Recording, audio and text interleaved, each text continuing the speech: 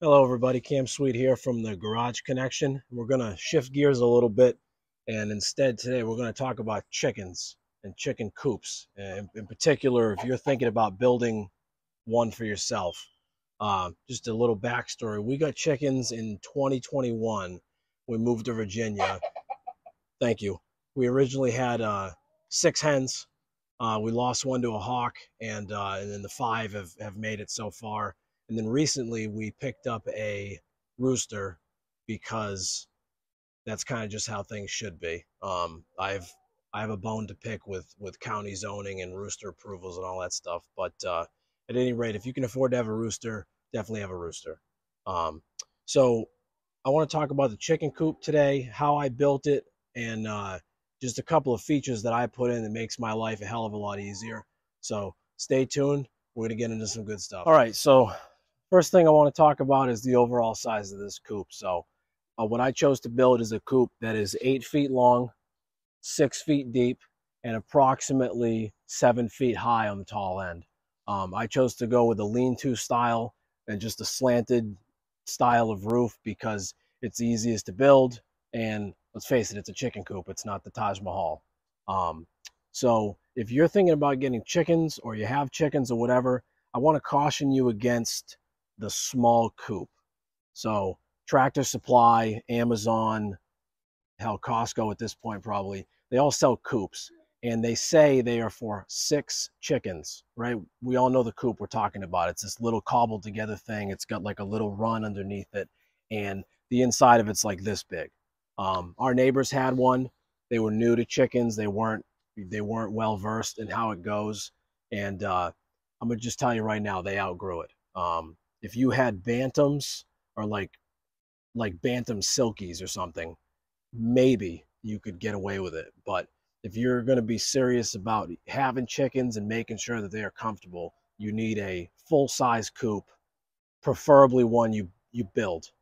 You can buy them; they're a couple $1,000 for good ones, but it's a good weekend project with the kids or something like that. Go ahead and build a coop. Okay, so as far as the overall design goes, what I chose to do is to build some sort of it's like an armored citadel that the chickens can exist in for an extended period of time, that I don't have to go in and out to let them out of the coop, let them in the coop, and they can basically exist in this area, not indefinitely, but for a long time. Okay. So the actual coop part that they go into at night is approximately 2.5 feet wide. It's 6 feet deep, and it's about 4 feet tall. The reason I chose to elevate it off the ground is, number one, you get some free real estate up underneath there. The second reason is a wheelbarrow fits up underneath here.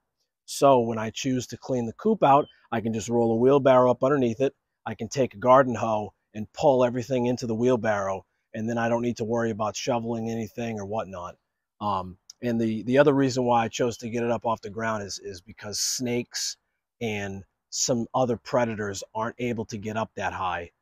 They haven't figured out how to navigate a walkway yet. So that's what I chose to do. Other than that, the ground of the run is just sand. Um, you know, love it or hate it, I got the sand from Home Depot, and I got normal sand. I didn't get that special rock that doesn't have the silica dust and everything like that. Chickens spend their entire lives scratching around, and a little bit of silica, in my opinion, is not really going to hurt them. But if you have I'm sure there's always somebody out there that's got a story about, oh, my chicken died because of silicosis or scylla, whatever. This is what I chose to do. Chickens have been fine for years. In regards to the front of the coop door, what I have here, I've got a normal, like an attic eave vent. It's got perforations up underneath here, so it's going to promote airflow. And then I have a window because who doesn't like to look in and see their chickens? All right. The other thing I have mounted out here is the control to the omelet door. So initially, I chose to go with an omelet door. I think they're made in Europe. This is an automatic chicken door. It's got a light sensor. It's got a control panel. So what I did is I actually extended the electrical wire for the omelet door. That way I could get the door much further away from the control panel. Okay. So as we open this up here, there's a couple of things that I have located inside here that are a little different than what normal people have done. The first one is I got a light right here. This is the omelet door light. So 5 minutes before it's time to go to bed, the light will come on and it'll let the chickens know, hey, it's going to be closing in 5 minutes. I haven't gotten any feedback from them if they appreciate that or not, but they don't get locked outside. So maybe it's working. The other thing I have here on the end is I have a window. Okay, there's a plexiglass window that I framed in with a piano hinge on top of it. What this does is in the summer, I can take this window, I can rotate it up, and I have like a little clasp up here that I hook to the bolt, and that means the entire side of the coop is open for ventilation. Now on the outside of that, I have hardware cloth because I don't want to lose any chickens, but it does promote a massive amount of airflow for these hot Virginia summers. Okay, so I'm going to do my best to point stuff out to you because I can't crawl inside the coop. Over here we have the 2 nesting boxes. Okay, I got 6 chickens. I got 2 nesting boxes. They only use 1, right? Every chicken owner knows this. So that's what I got. I chose to put the nesting box on the outside of the coop in its own enclosed area. In hindsight, I should have put it up underneath this board, and I'm going to talk about this in a second. I think it would have gotten me the same amount of utility out of a smaller space. But anyways, so up here we have the roost. Okay, this roost is a 2x4 turned on its side, and then I shaved it down because, contrary to popular opinion, apparently chickens don't like to roost on like a broom pole or a dowel. They like to have a little bit of a flat area. So here's the roost.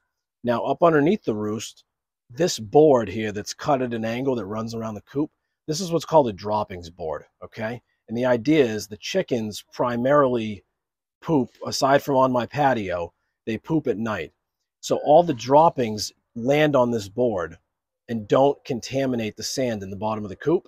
And then what I did is this board is exactly 1 5-gallon bucket height off of the bottom of the coop.